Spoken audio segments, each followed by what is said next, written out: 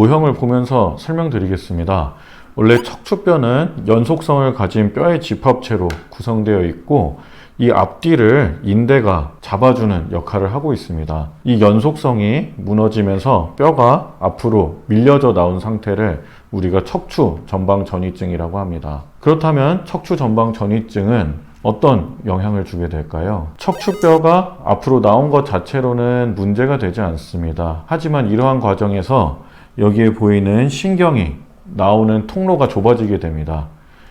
일정 수준 이상 이 통로가 좁아지게 되면 이 신경이 담당하는 부분의 근력 저하, 감각 이상, 통증 등의 증상이 나타날 수 있습니다. 처음으로는 선천적인 경우가 있습니다.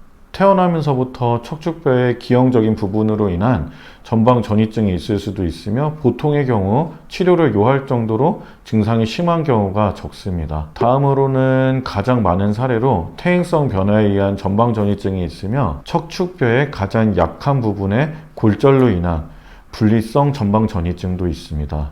분리성 전방 전이증 같은 경우에는 척추뼈의 가장 약한 부분 부러지게 되면서 앞으로 전방 전이증이 발생하게 됩니다. 그리고 또한 사고로 인한 척추뼈 전방 전이증도 있습니다.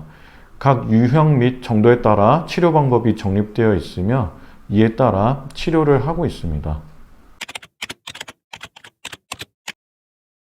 거의 모든 척추 수술이 그렇듯이 척추 전방 전이증이 있는 영상 자료만을 가지고 수술적 치료 여부를 결정하지는 않습니다. 즉 치료의 방향을 결정하는 것에 가장 중요한 영향을 미치는 부분은 바로 환자분들의 증상입니다. 몇 가지 증상의 예시를 들어보겠습니다. 근력 저하가 있다고 하면 당연히 수술을 해야 되는 상황이라고 생각하시면 됩니다. 근력 저하는 이미 신경 손상이 진행되고 있음을 시사하고 있으며 더욱 약해지기 전에 수술적 치료를 받아야 합니다. 또한 신경인성 간헐적 파행이라는 증상도 있습니다. 조금 용어가 어려운데요. 걸으면 증상이 나타나고 휴식을 취하면 증상이 호전되는 것인데 의사들마다 견해는 다를 수 있으나 30분 미만 걸었을 때 이러한 증상이 나타난다면 수술적 치료를 고려해 보아야 할 것입니다. 이외에도 심한 통증이나 감각 이상, 저림 증상의 경우 정도에 따라 환자의 상태를 고려하여 치료 방법을 결정하게 되겠습니다. 환자가 너무 고령이고 기저질환이 많다면 증상이 있더라도 보존적 치료를 하는 경우도 있고 치료에 대한 다양한 선택이 있기 때문에 반드시 의사와 상담을 해보아야 합니다.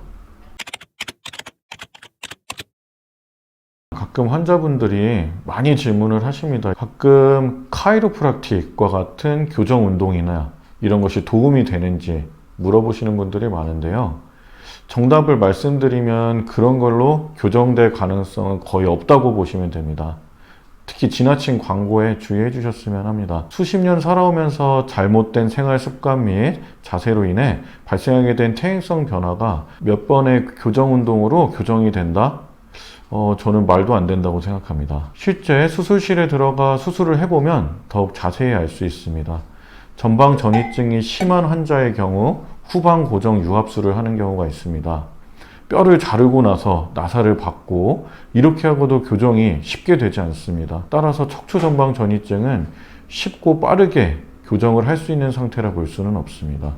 아까도 언급하였지만 척추 전방 전이증이 있다고 하여 무조건 치료가 필요한 것은 아닙니다.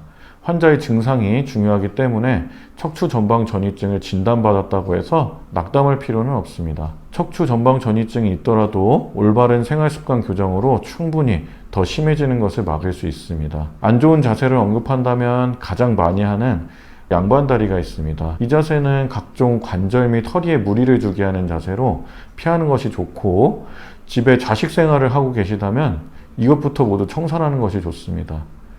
요즘에는 식당에서도 자식 생활을 많이 없애고 있는 추세인데요. 가정집에서도 소파나 의자 생활을 주로 하고 자식 생활을 하지 않는 것만으로도 전방 전이증이 예방될 수 있습니다.